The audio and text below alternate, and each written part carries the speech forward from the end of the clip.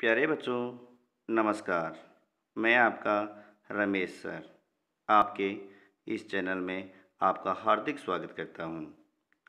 आज मैं आपके साथ अतुला संस्कृतम कक्षा 7 के पाठ 6 लोभासक्तः नृपः इस पाठ के प्रश्न उत्तर साझा कर रहा हूँ। अभ्यास कार्यम। अभ्यास कार्य का पहला जो प्रश्न है वह उच्चारणम कुरुत, उच्चारण करना है, शुद्ध शुद्ध उच्चारण करना है। सबसे पहले क सह सुखेन जीवन यापनम करोति स्म। ख सह नृपः तं मुनिं सत्कारेण तोषयति स्म। ग तव सत्कारेण अहम अति प्रसन्नः अस्मि। ग मुनेः वरं लब्ध्वा सः नृपः यद् स्पृशति स्म तत्सर्वं सुवर्णमयं भवति स्म। ग मम स्पर्शमात्रेण पदार्थाः स्वर्णरचिताः एव भवन्तु इति कामये। लेखन कार्यम रिटर्न वर्क। Question number 2। स्म प्रयोगम कृत्वा वाक्यानि पुनः लिखत। स्म का प्रयोग करके वाक्यों को फिर से लिखिए। एग्जाम्पल के अकॉर्डिंग सह नृपः अचिंतयत, तो सह एज इट इज, नृपः एज इट इज और चिंतयत जो लंग लकार में है उसको स्म के साथ में लिखना है। तो यहाँ पर क्या हो गया, चिंतयति स्म है। चिंत धातु से चिंतयति लट लकार में लट लकार में और स्म का प्रयोग किया गया है। तो ये ऐसे ही यहाँ पे करना है। सह लोभेन प्रेरितः अकथयत, तो सह लोभेन प्रेरितः कथयति स्म। सत्कारेण संतुष्टः मुनिः नृपम् अवदत्, सत्कारेण संतुष्टः मुनिः नृपं वदति स्म। अहम वरम दातुम इच्छामि, तो यहाँ अहम वरम दातुम इच्छामि स्म। नृपः यद् स्पृशत तत्सर्वं सुवर्णमयम् अभवत्, तो नृपः यद् स्पृशत तत् सर्वं सुवर्णमयम् अभवत् की जगह क्या हो जाएगा, भवति स्म। नेक्स्ट है नृपः लीलावत्यां स्नेहयति क्रौडे च स्थापयत।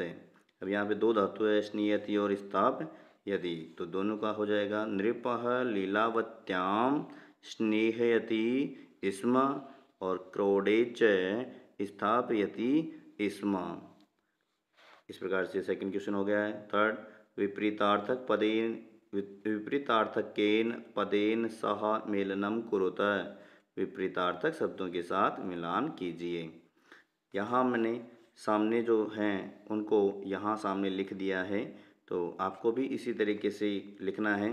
तो जो सामने होगा उसको सही आंसर सामने आपको लिखना है। तो संतुष्ट है, संतुष्ट है कि यहाँ पर है लुब्ध है, तो लुब्ध है को आपको यहाँ लिखना है। स्नेहयति, स्नेहयति का विपरीत अर्थ क्या होता है, स्नेहयति यानी प्रेम से रहना और क्रोध्यति यानी क्रोध करना, तो स्नेहयति क्रोध्यति। प्रसन्नः खिन्नः हर्षेण विषादेन दुखेन सुखेन आगच्छति गच्छति। नेक्स्ट प्रश्न है लकार परिवर्तनम कृत्वा लिखत। लकार परिवर्तित करके लिखिए। तो आपको लकार परिवर्तन करना है। एग्जाम्पल है, देखिए पिबती इसमें है, इसमें प्रयोग है लट प्रयोग है, दृढ़ प्रयोग है और लंग प्रयोग है। ये इसमें प्रयोग होता है तो उसमें इसमें का प्रयोग होता है, तो इसमें लट में क्या होता है, लट प्रयोग में और दृढ़ प्रयोग में और लंग में। पिबती पश्यति अपिबत, यहाँ पश्यति है तो पश्यति द्रक्ष्यति अपश्यत। यहाँ लिखामी है तो लिखामी लेखिष्यामि अलिखम। गच्छामः गमिष्यामः अगच्छाम, वसावः वत्स्यावः अवसाव,